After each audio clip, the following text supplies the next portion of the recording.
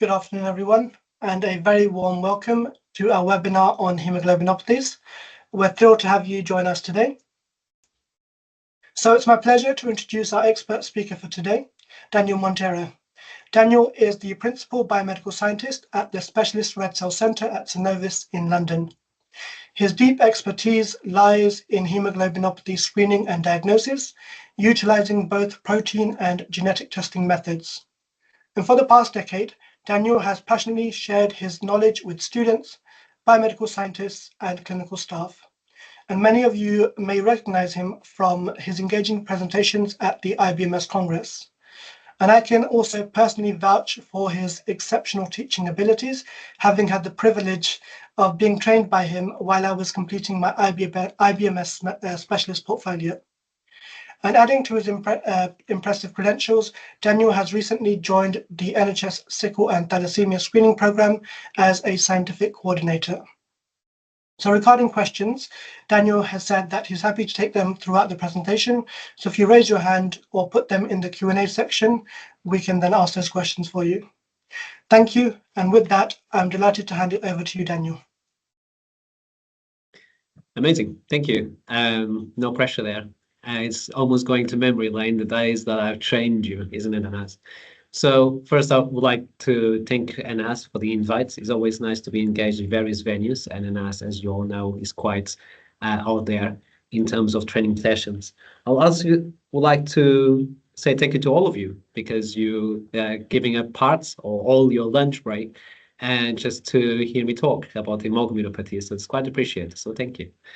So obviously, because of the time and the theme, we wanted to always to have an overview of what haemoglobinopathies are like. The title is Small Details That Make a Big Difference, because really when you're doing haemoglobinopathy testing and screening, we're looking into many times the small details and should not focus too much just in the big appearances. So starting,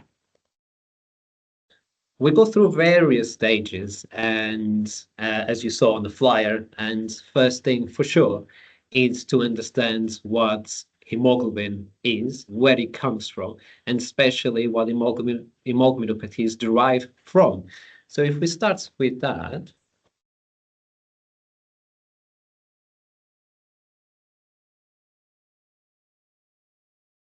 hemoglobin synthesis and formation is quite an important topic for us always to bear in mind, because although I'm not a geneticist whatsoever, I have a good knowledge component about genetics because of the line of testing haemoglobinopathies, but it's always nice and always necessary even for you to remember where hemoglobin comes from.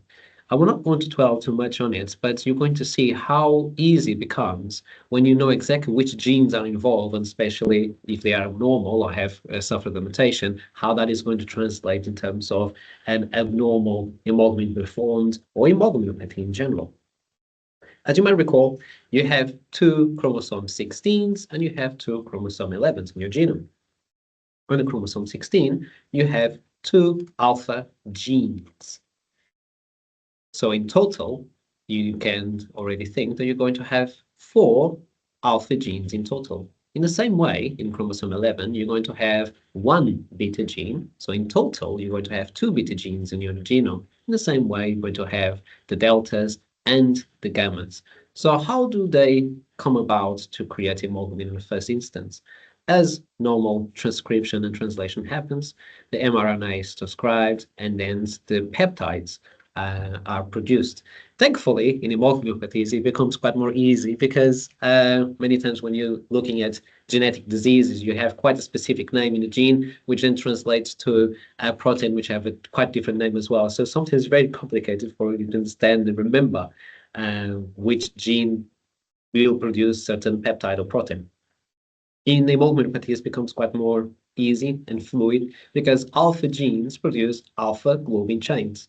In the same way, beta genes produce beta globin chains, delta genes produce delta globin chains, gamma genes produce gamma globin chains. So it's quite easy to work with that flow. From that point, when you have the peptides synthesized, you know that you're going to put together puzzle pieces, Lego pieces if you want. So when you put alphas and gammas, you're going to produce hemoglobin F, fetal. When alphas and betas come together, you're going to produce hemoglobin A naught. When you put alphas and deltas, you're going to produce hemoglobin A2. So that is quite important. And you can see you already have the main components of adults or normal hemoglobins. So F, A, and A2. Now, in which point you're going to see these really depends in which point of life the patient is. So quite interestingly, when the baby is born, the main fraction, as we know, is going to be hemoglobin F. But that is going to be rapidly decreasing from that point onwards. You can see from this graph that when the baby is born, it will acquire an adult phenotype, which hemoglobin A is going to be the main component, pretty much around 9 months to 1 year of age. So the transition is quite fast. So hemoglobin or the gamma genes are still there, but they're just switched off. So hemoglobin F is ceased to be produced, and then the main adult hemoglobins produced, hemoglobin A and hemoglobin A2. Hemoglobin A2 is going to be designated as an almost residual hemoglobin compared to the others, because it's going to have a steadily increase up to the adult stage, which is around 1 year of age, but it's always going to be low levels.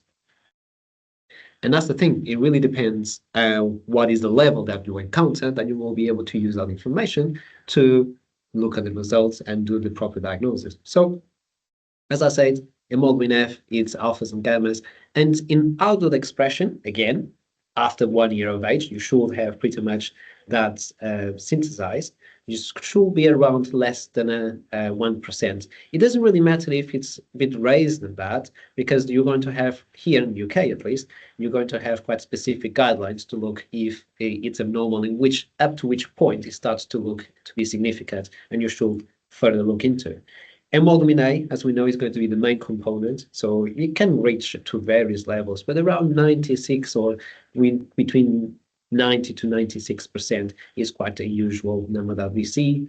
And as I said as well, hemoglobin A2, it never really, if no haemoglobinopathies are present, you should see just a level that goes around up to 3.4. Again, all the references, all the information I give you is mainly using not only the guidelines that we have in the UK, but throughout what is pretty much agreed in the literature as well. So you need to remember that for hemoglobin A2, it goes up to 3.4%. When it gets higher than that, we need to look into what it might be the reason.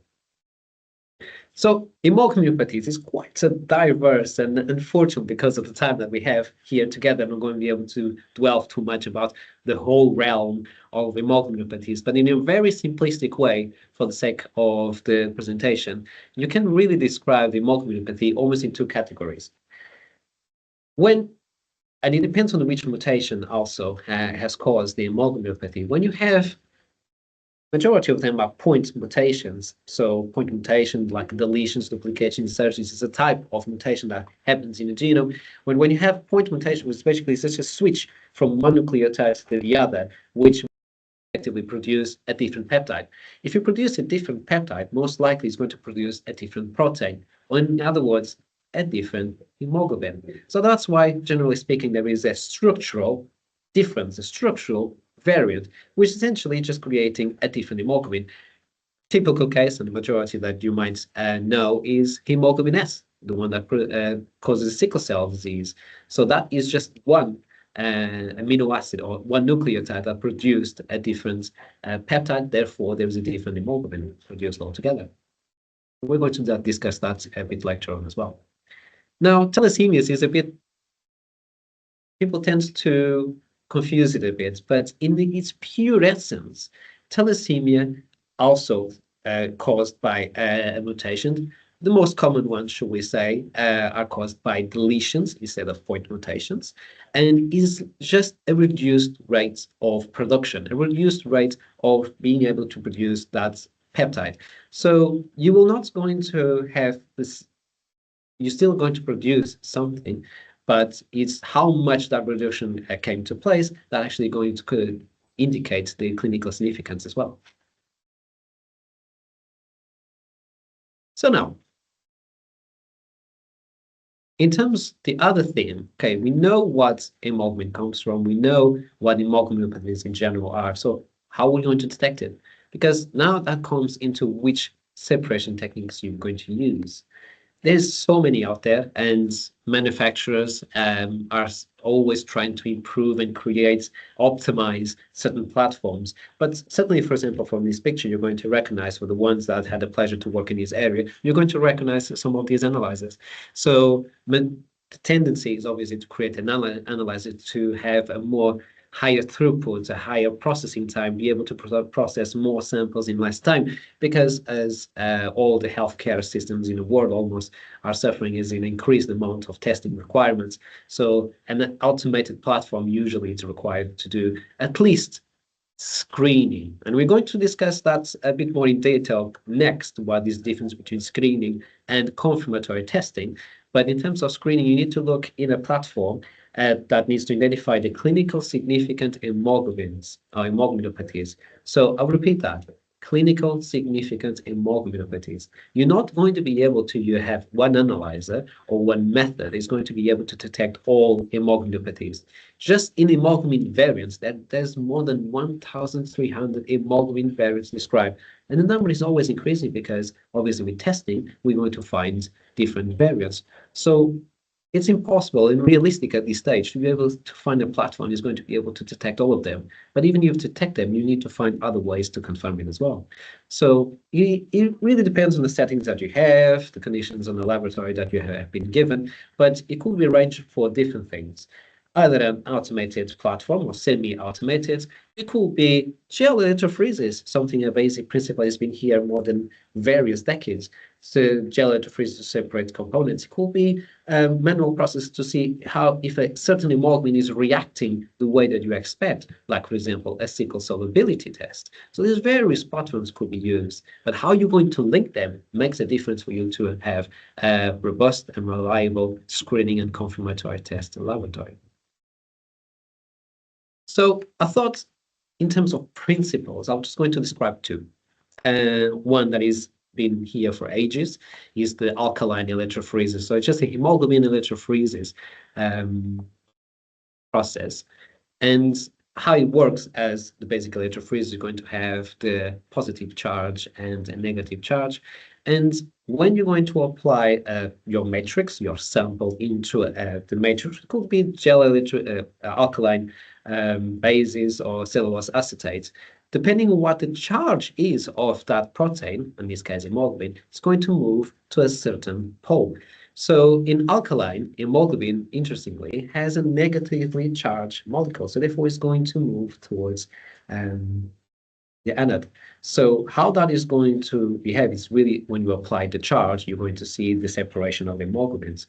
Adult or hemoglobin A, hemoglobin, is going to be, as you can, on the previous slide, you know that is composed by beta chains. Beta chains is quite negatively charged, so therefore it's going to be one of the first bands you're going to see. F, if you recall from the previous slide, has gamma chains, which those are slightly less negatively charged. So it's going to move along a little bit less. Now, hemoglobin S, as I said, is just caused by one single nucleotide change in the genome. With only that change, and that is highly interesting, it causes just a massive effect, because that little peptide is going to be popped up in the hemoglobin, making it stick with other hemoglobin pieces, creating really long strand of hemoglobins within the red cell. Hence, you're going to see that deformation of the red cell to become a sickle cell. So hemoglobin S is more positively charged than the fetal or the adult hemoglobin. So therefore, it's going to run a little bit closer to the negative charge. And this is really the basic principle of any hemoglobin you're going to be applying. For instance, if you have hemoglobin C, another hemoglobin variant, hemoglobin C, but in a disease state, so the only peptide is produced, or hemoglobin is C, came from a glutamic acid, which is the normal, to a lysine peptide. Again, even more positively charged, so therefore it's going to come along closer to the negative charge. How about if you have an SC disease? The same principle is going to apply. But if you have an SC disease, which is a patient producing S and C, so two hemoglobin variants, none and hemoglobin normal, so you're going to have the two bands separated. And that's really be using a really basic principle, but you're going to be able to apply it in the diagnostic lab and use it for various hemoglobinopathies, definitely in various that are quite important to pick up quite fast.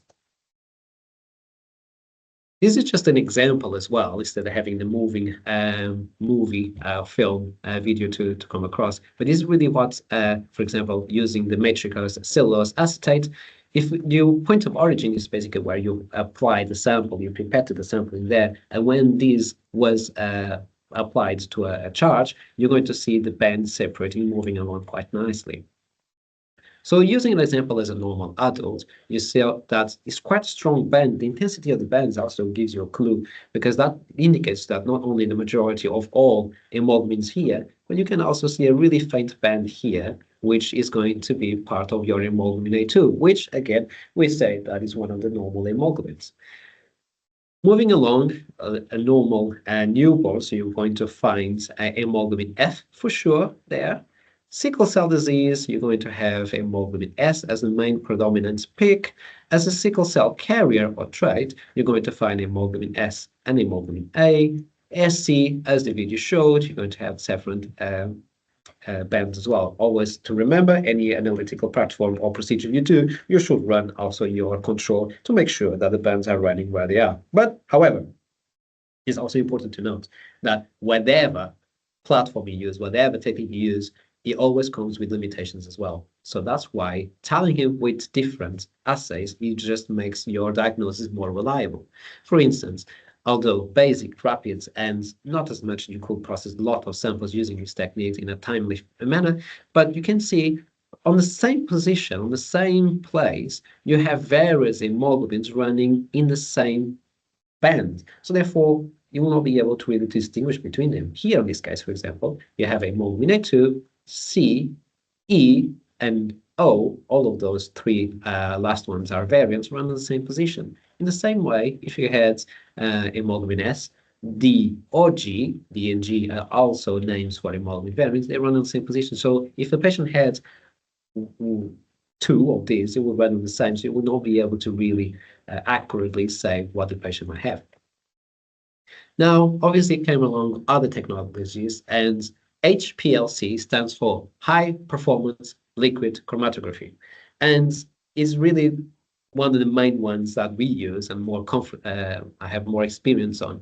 But the basic principle is that you're going to inject blood, and I mean blood. And you remember, blood is cells, is proteins, is lots of molecules, hundreds of them, and you're going to inject it on an analytical platform. The basic principle of liquid chromatography or chromatography itself, you're going to have a mobile phase and you're going to have a stationary phase. The mobile phase, essentially, its purpose is to sometimes alter in a very slight way the components that is interacting with, and especially, as the name says, is to make it mobile. It's going to move it along to the stationary phase.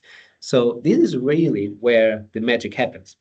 The stationary phase, also in the analyzer, is called as a column and cartridge, but the magic happens inside, because first, it's going to be able to pick up what you want. I say there is hundreds of molecules in blood, but how are you able to use blood in an analyzer? It's going to detect one. Hemoglobin is what we are particularly interested about. And really, what is the characteristics that is inside that cartridge, that stationary phase? Because obviously you need to set it up in a quite nice way to be able to detect what you really want. So you might have just packed material inside, which majority of times has a charge to it as well, and you're going to apply a very precise pressure to it. So in the analyzer we use is the BioRed variant 2 analyzers, and when the hemoglobin is in contact with the mobile phase, it acquires a net positive charge, and this is very important. So if hemoglobin acquires a net positive charge, what that charge do you think the stationary phase is going to be? It's going to be negatively charged. So we're going to play around with the charges itself. So hemoglobin is going to stick with the negatively charged resin inside that cartridge, and you're going to get stuck. What happens from that point is what calls dilution. By very precise way, hence the name high performance, in a very detailed way, is going to inject that elution buffer in an increasing manner, so the hemoglobins are separated one by one. And what I mean very precise is that out of 100 is going to inject 1% increments just to see the hemoglobin separating. And that's why it's very important. And in the end, you're going to come up with a report, or it's going to give you that report, which you're going to see a nice chromatograph with all the peaks that were able to be detected and separated in a nicely manner. Because it's an automated platform, because it has that such a systematic approach, you'll be able to have pretty much a result that you can rely on, because you're going to see the peaks running always in the same position.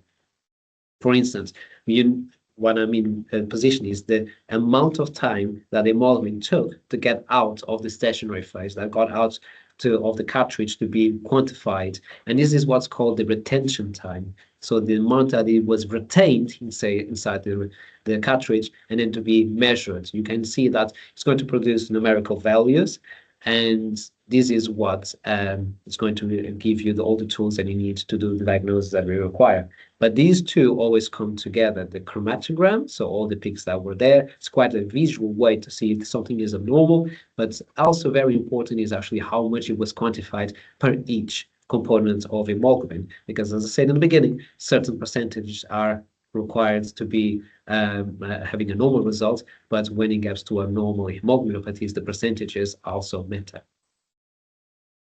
So this is where we need to think, okay, if I needed to build a lab from scratch, and we need to really look at what actually is required, because there's lots of analysis there, obviously one claiming that is better than the other, but it's really by doing your own investigation and seeing the platform itself that you're going to see which one is more reliable to your specific circumstances. So here in the UK, for instance, the majority of the screening methods, and I repeat that, screening methods are automated, because we need to load a lot of samples and see which ones are abnormal. The ones that are normal are easy to report to and can release the results, but the ones that are abnormal needs to have confirmatory testing. And then obviously is the guidelines, the British Society of Hematology and the sickle and thalassemia screening program also advise, and various other technologies that could be linked or used tandem to diagnose whatever haemoglobinopathies you might be inquiring about. So, for instance, if we have an automated platform, I've just put 4 pictures here as an example. We use this one here on the corner, which is the variant 2. If I find an abnormality on this analyzer, you need then to select which is the most appropriate test that you're going to use depending on your findings. And this is important. It's not a very nice linear way for you to do the diagnosis, because it depends what you find in your screening method that is going to dictate which confirmatory testing you require. It could be something as simple as a sickle solubility test. For the ones that don't know, a sickle solubility test, essentially you're just looking if there is hemoglobin S in the sample, forcing the cells to either to sickle or to produce the turbid solution. It's a really quite quick and easy and cheap test to perform, but it's just going to tell you that there is hemoglobin S there. From that point onwards, in an increasing manner, you're going to have other technologies like alkaline electrophoresis that we just talked about. There is also the acid electrophoresis we could use, isoelectrofocusing, mass spectrometry, and even DNA analysis. So obviously, for the range that you have, you will not be able to do in terms to send all the abnormal results to DNA confirmatory. It's not going to be practical. It's not going to be cost effective. So it's really looking at this, but you really need to have really well separated what is considered to be screening, looking which is clinical significant needs to be picked up at that stage, and actually what is confirmatory testing, because we are also a referral site. We get samples all over the UK, and they have found something abnormal, but they could not really figure out what the abnormality is. So therefore, they send it to us to confirm as well. So all of that together really just makes a really nice base for us to go for what usually is always a loved theme, which is case studies. So in terms of case studies, I'll try to pick up various that will go for the theme that we have discussed, but also for you to realize what is necessary for you to use the appropriate confirmatory testing. So starting right up. Something that I haven't said so far is that you might have a really nice platform to separate hemoglobins and to do your screening. However, for you to do a hemoglobinopathy screen, that's just half the picture. You also will always need a full blood count or complete blood count. So having those red cell indices it's necessary for you to have a full report.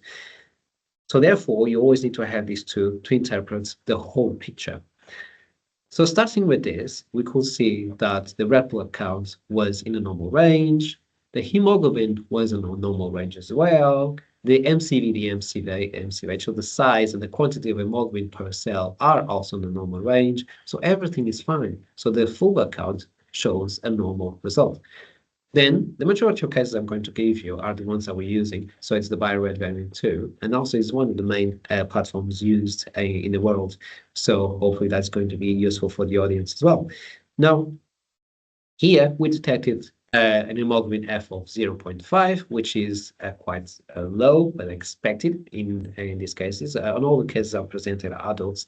If they are not, I'm going to specifically say that. And hemoglobin A is 87, and then you're going to have an hemoglobin A2 of 3.4. So all of those pieces together, and if you recall one of the first slides I showed in terms of quantities, it seems that everything is normal. So usually we interpret that as no evidence of abnormal hemoglobins of thalassemia. So thalassemia usually it's detected by first of detection of the full blood count that you're going to have reduced red cell indices. And what I mean by that is usually MCH is one of the most reliable markers or red cell indices you can use to interpret the presence of thalassemia or microcytosis, hypochromia overall. So that's a normal range. So this is pretty much a normal result. In the second case, by the way, guys, if you have any questions, do feel free to put it on the chat and As is going to tell me, and then we can discuss the case per case instead of going back, and don't be shy. So this time I'm presenting you a different technology, which is CEBIA, so capillary electrophoresis, CE.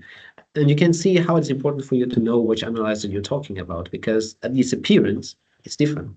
Even the way or the order that the hemoglobins are separate is different. So starting again, be very systematic on your approach to doing hemoglobinopathy screening. And looking at the first results of a full blood count, you can see that the patient is slightly anemic, so the hemoglobin is slightly low compared to the reference range. Then you can see that the MCV and the MCH are quite lower than the reference range. So that's the point you're going to say that a patient is anemic, hypochromic, microcytic. So something is going on there.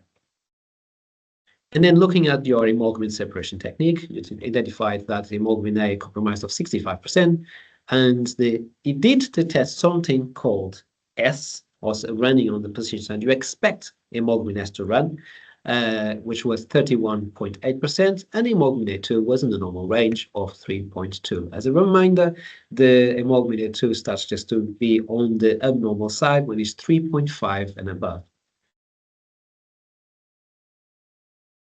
I was quite in purpose, did I say, that the analyzer is telling you that is hemoglobin S, but that's not enough. As I said in the previous slide, you need, if you find abnormality here, you need to further confirm by a different method. The British Society of Hematology, BSH guidelines, do say that it needs to be a different principle that you used on your screening method. So if I use HPLC or capillary electrophoresis, CE, as a screening method, if I found S being detected here, I will do, for instance, a sickle solubility test, which is the result is going to show on that little picture that it creates a turbid solution. You'll not be able to see the lines behind it. So that's a positive. It identifies that whatever S identified in the analysis is actually sickling. So therefore, it is hemoglobin S. So that will conclude that is a sickle cell carrier or hemoglobin S carrier. However, if you focus too much, hence the details, if you focus too much on just how the hemoglobins are separated, you might be missing out or actually what else is happening in the full blood count. Hemoglobin S per per se or by itself is not going to give you microcytic hyperchromic indices. That might be because of other reasons. Obviously, the most common cause for hyperchromia microcytosis out there is iron deficiency. However, alpha thalassemia, so a thalassemia in a hemoglobinopathy, also gives you low red cell indices. And alpha thalassemia is the most common monogenic mutation in the world, so it's quite prevalent out there. So that might be the reason why the red cell indices are low.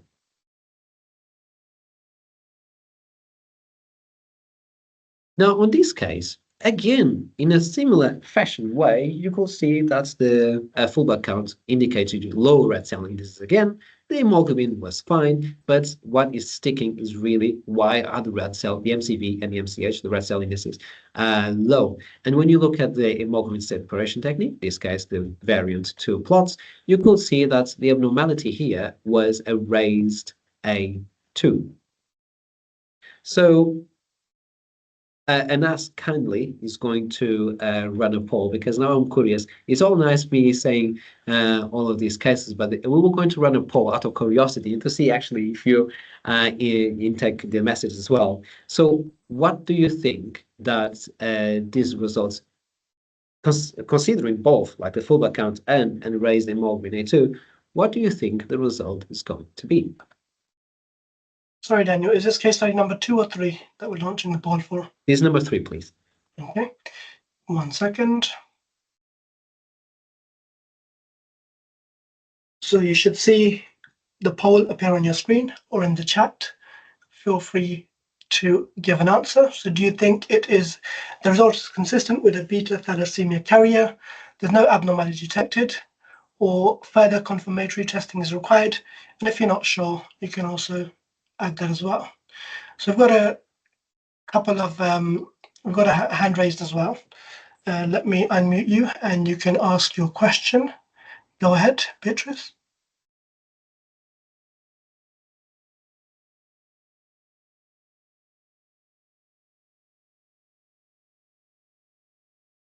Beatrice, you can ask a question.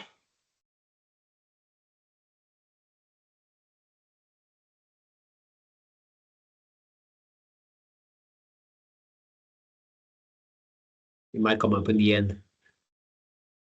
Yeah. Okay, so about 3/4 of the people have said the result is consistent with a beta thalassemia carrier.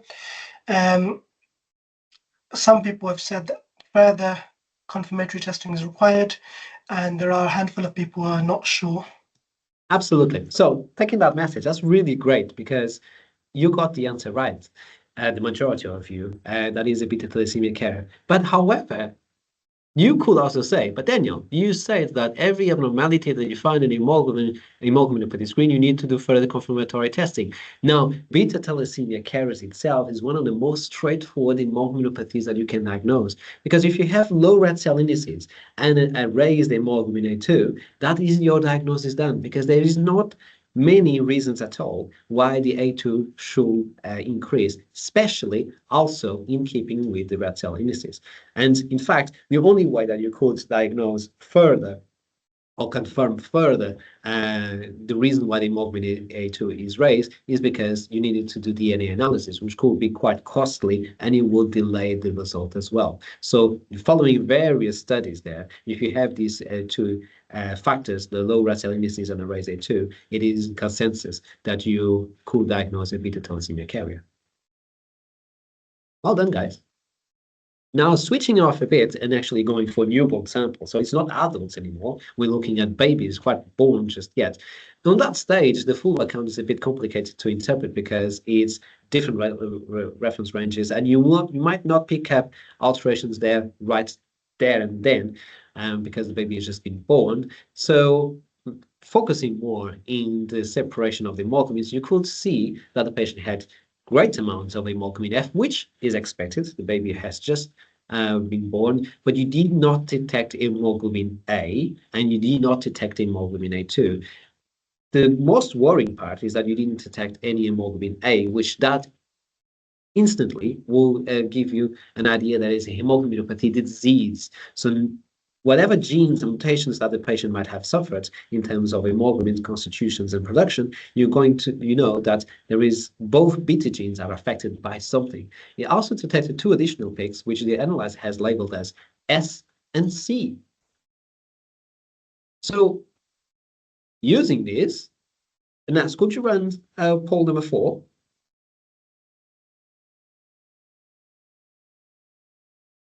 Yes, so we don't have, is this for case study number 5? Yes, please. Sure, just a second. So the question here is, what confirmatory testing is required to confirm these findings? So would you just do a sickle solubility test on its own, a solubility test along with the HPLC, the solubility test and another non-HPLC method, or would you do DNA analysis? And if you're not sure, that option is also available.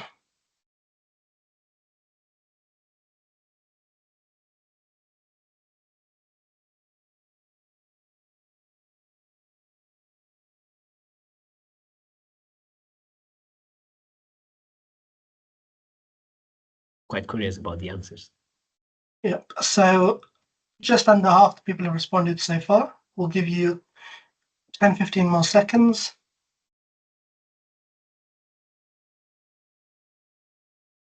Okay, so of those that responded, about half have said sickle solubility test and another non-HPLC method. Following that, about a quarter of the people have said DNA analysis. Some people thought sickle solubility and HPLC, and there are a few who said solubility test only. And there were some who were unsure as well. Amazing. But the take-home message is that majority of you decided to say that it is sickle solubility plus a non-HPLC method.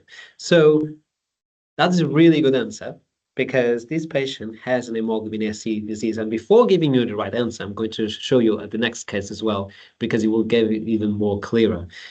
Why was the baby diagnosed with hemoglobin SC? Because there was no hemoglobin A there, and it was only the 2 peaks detected. So fast forwarding, imagine that you had this patient and you just tested him again in about 2 years, and you're going to find a result similar to this. So you could see how the switch has happened. So the F came down quite drastically, and the S and the C come up quite in big peaks. And you can see that it's basically compromising the majority of hemoglobin. S is quantified as 46.1, C is quantified as 46.7. So again, there's no hemoglobin A there, so it's a disease state for sure.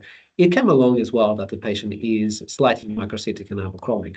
So, but that's the point. The sickle solubility will confirm that is S, great. But however, you need to find another way to confirm the C, because the sickle solubility will not tell you that. So you just confirmed 1 out of the 2 peaks. The other confirmatory testing that you require, it will be the one that is going to give the conclusion. Now, good amount of you said non-HPLC method. Why could not be an HPLC method used? Because it was your first line screening method. If you use HPLC as your first test to produce the plot that you see here, you cannot use another HPLC method, even if it's a different analyzer, different make, model, or manufacturer. The principle is the same. You need to use a different method. Gel electrophoresis could be mass spec. DNA analysis, I will not go that far, because you have other faster, cost-effective ways to confirm C. So really well done, guys. Before we go on, Daniel, there's a couple of comments and questions from people. So one question in the chat is, are there any HPLC features to suggest or favor alpha thalassemia? So answering that, the answer is no. So alpha thalassemia, generically speaking, is silent in HPLC or any hemoglobin separation techniques. Why? Because if you remember one of my first slides, thalassemia is a reduced rate of synthesis of a particular chain. So alpha thalassemia, it's silent because alpha chains is the common ground of all hemoglobins. Alpha chains are everywhere. So you will not be able to identify something in HPLC report about it. However, beta thalassemia, you're going to have an increased hemoglobin A2. Okay, so I've got a raised hand as well from Ola Dimeji. Do you want to ask your question?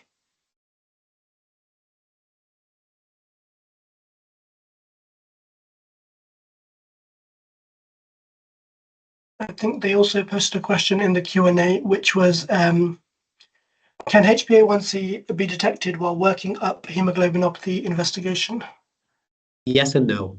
It depends which methods you use. For example, there is some manufacturers that are able to separate the hemoglobins and give you a quantification of A1C. Many don't.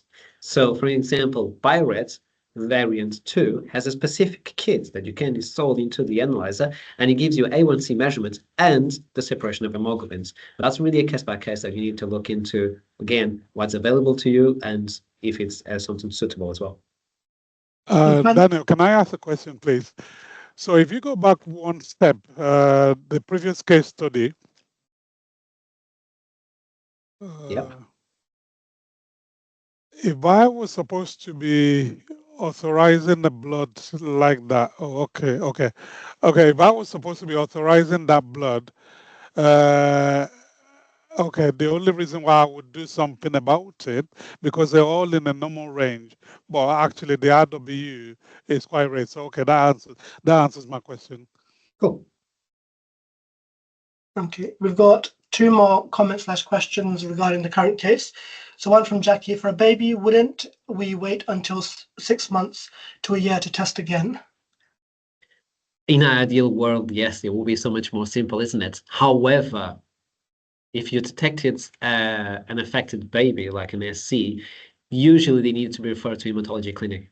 Not that it's life-threatening, an SC disease, but however, they should be managed by a hematology team because some complications come with it. You need to remember that the patient doesn't have any normal hemoglobin A. So in those cases, it needs to be reviewed by a specialist clinician, which is usually hematologists. Okay. Another question in the chat: wouldn't a solubility test give a false negative result in a newborn? Amazing. Well done, who's ever said that. The answer is yes. That's why I fast forward to prove the point. But sickle solubility, as I said in the beginning about technologies or analyzers that you're going to use, every one of them comes with limitations and advantages, but you need to focus on limitations so you can mitigate them with a different test. So in this case, by purpose, I didn't put what confirmatory testing was used, but solubility, a sickle solubility, will definitely not be it for two reasons. It's a manual method that has a detection limit. Depending on which kit you use, generically there's various out there, but around 15% hemoglobin S is the cutoff or detection limit. Anything below that, you are able to give a false negative result. But in addition to that, when it's going to be babies, you have F.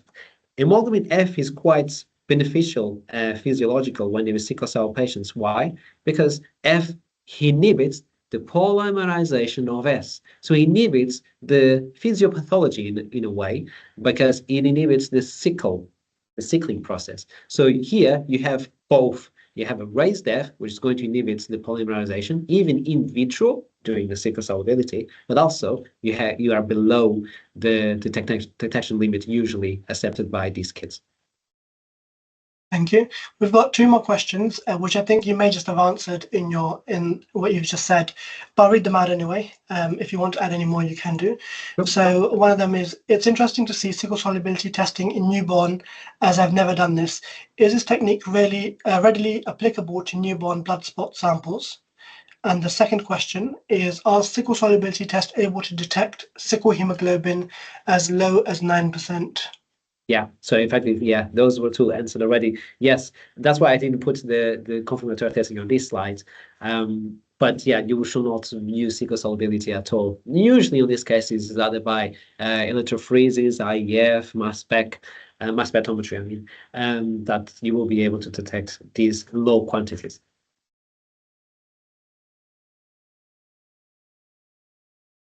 So if there's no more questions about these cases, moving along. And this is quite a sticking point. Usually when I present for clinical members or teams, I always like to put this question because it really proves the point for you to be careful and that the small details actually are quite important. Because many times when the clinicians come to you, they basically want to know, obviously, if it's significant or not in terms of do I need to action upon it? So here are two cases. In purpose, I'm not giving you the full background indices because I want to prove a point here. So looking at this, and there's also a poll question that comes with it, if I'm not mistaken, is the last one on us, and essentially is asking you one of my favorite games, compare and contrast. What do you think these two cases might be? Because in one on the left, hemoglobin A was detected at 56.6, hemoglobin A2 1.8, a variant was detected at 33%, and another small peak of 1.5 thereafter. In the other case on the right, you had 52 as A, 3% for hemoglobin A2, and yet again a variant detected at a level of 30.8. Okay, I'm going to launch the poll. So the question is, do these two results have the same significance? So the first option is they're very similar, therefore they have the same significance. You're not able to tell because confirmatory testing is required. The result from the left, the first result, has a higher hemoglobin variant percentage, therefore it is more significant. And as always, if you're not sure, you can select that option too.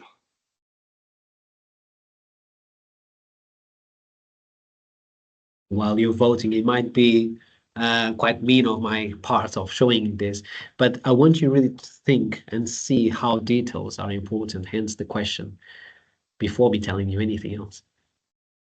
So while people are answering the question, there's one that's come up in the chat. Maybe we can get to that while people are answering the poll. So the question is, if HPLC doesn't detect alpha thalassemia, which more sensitive method detects it? Complicated. In terms of detection, it's the full blood count with a lot of limitations. The full blood count is the only indicative that alpha thalassemia might be present. However, that said, iron deficiency will give you a very similar picture with a couple of differences. So there's not a good way for you to screen diagnostically for alpha thalassemia. Here in the UK, it's part of the antenatal screening that all the pregnant patients are offered this haemoglobinopathy screen, and part of it they also need to state which is their family origin. And why is that information important and used? Because various parts of the world have different prevalences of alpha thalassemia.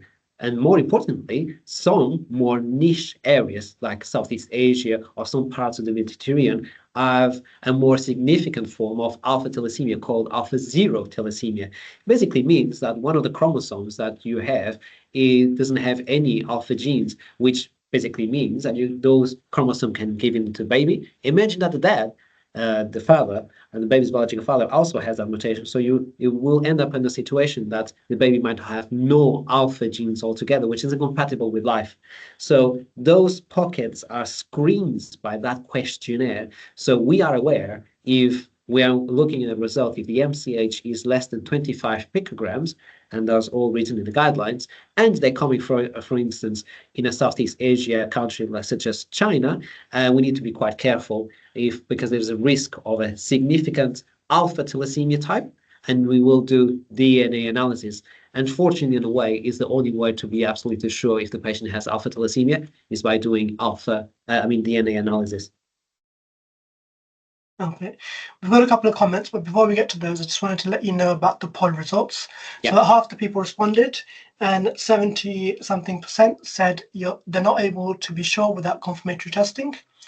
About 10% said they're very similar, therefore the significance is the same. Another 10% said they're unsure, and then Cool. 5% said the result from the left has a higher hemoglobin variant percentage, therefore it is more significant. Amazing.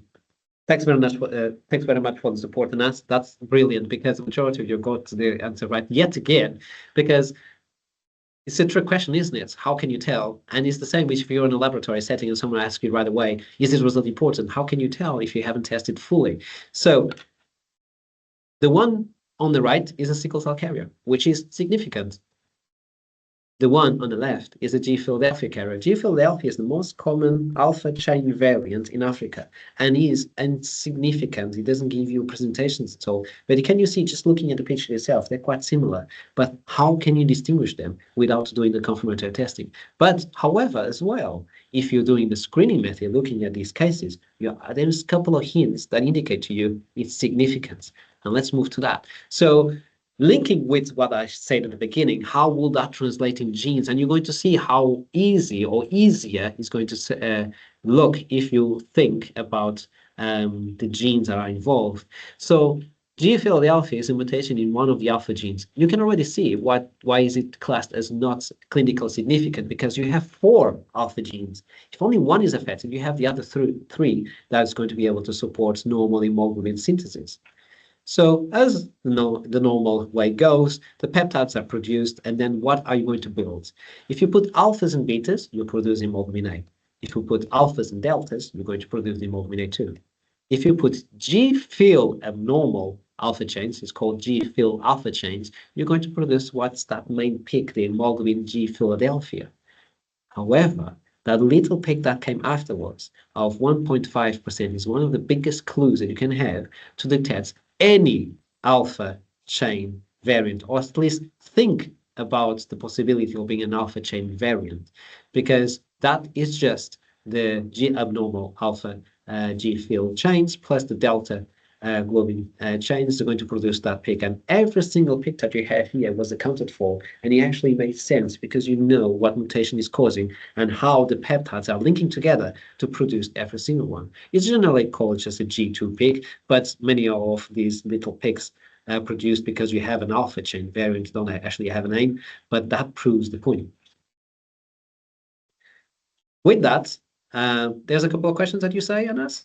Yeah, so there's a couple of comments and questions in the chat.